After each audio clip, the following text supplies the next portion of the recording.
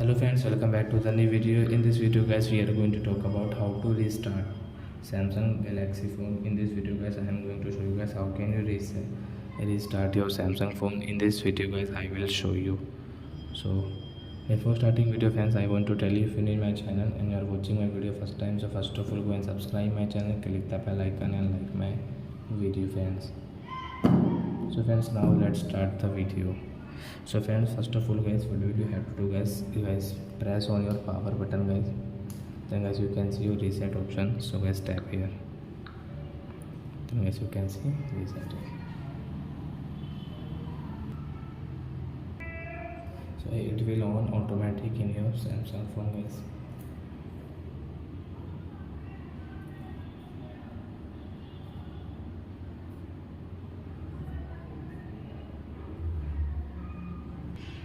You can see guys, so I have to unlock.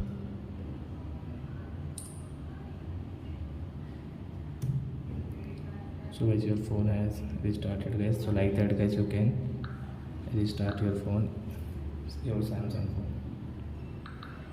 So I hope friends you have understood how to restart Samsung phone. So that's it guys, thanks for watching.